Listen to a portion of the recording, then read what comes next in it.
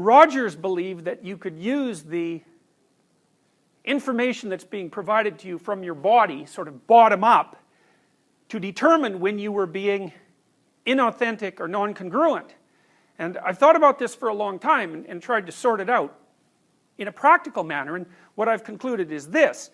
You can try this for a couple of weeks. It's an extremely interesting exercise. So, you sort of have to detach yourself from your thoughts and what you say. So you got to assume, you start by assuming that what you say and what you think is not necessarily you. And of course that's just the case, because a lot of what you think, in fact most of what you think and most of what you say are the opinions of other people. They're things you've read or things people have told you, and you know, that's a benefit in some ways because you get all those thoughts that other people have spent a long time formulating, but it's a disadvantage in that it's not exactly you. Okay, so you detach yourself from that. You're no longer your thoughts or the things that you say, or maybe you're no longer all of them. And now what you're going to try to find out is which of your thoughts and things that you say are you, and maybe so you can not utilize the rest, or maybe so that you can correct the rest, because they're not representative of yourself as an integrated being. They don't take everything into account.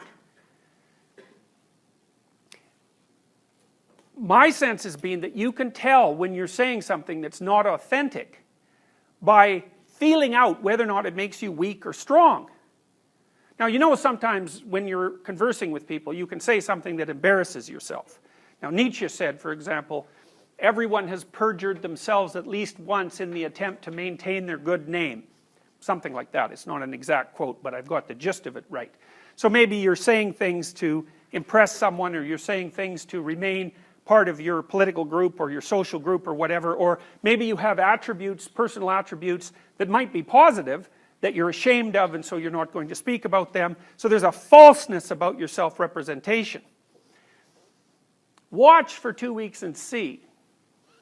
Make a rule that if you start to say something and it makes you feel weak, it's hard to describe exactly what that means. To me, what it means is that I can feel things coming apart, sort of in my midsection, so I think it's an autonomic phenomena. And the subjective sense is of falsehood. It's like I've just stepped off the solid ground and onto something that doesn't support me well, and it feels like a self-betrayal. So that's existential inauthenticity. You can feel it right away. And then the rule is, shut up if that happens. Stop talking. And then feel around and see if you can find some words that you can say in that situation that don't produce that sensation. And it's like, you see this played out in different forms of drama. So there's a scene in The Lord of the Rings, for example, where I believe it's Gollum and Bilbo. It's The Lord of the Rings. It's Bilbo. It's The Lord of the Rings, not The Hobbit, because The Hobbit's Frodo, right? So it's Bilbo. Have I got it wrong? It's the other way around? Okay, so Gollum and Frodo, yes, are going across this swamp, and the swamp is essentially full of dead souls, and they have to step very carefully in order to not fall off the track, and the stones are sort of hidden underneath the surface. And the implication there is that in order to follow a trail properly, you have to pick your ground very carefully, and you have to test it to see if it's solid, or you'll slip off into this, well, essentially what it is chaos. You'll slip off into chaos. And that's a dramatic representation of what I'm suggesting to you. It's like, all you have to do is notice, and you have to pay attention. And so to some degree what you're doing, in fact, is you're making your capacity to pay attention superordinate to your capacity to think and to speak. Because you might ask yourself, well, exactly what are you? Well, I said you can identify yourself with your intellect, and that's very, very common. It's sort of like the worst sin of intelligent people. But that isn't all you are. And there are lots of reasons for making the assumption that attention is a higher order function than intellect. Because attention is what teaches intellect.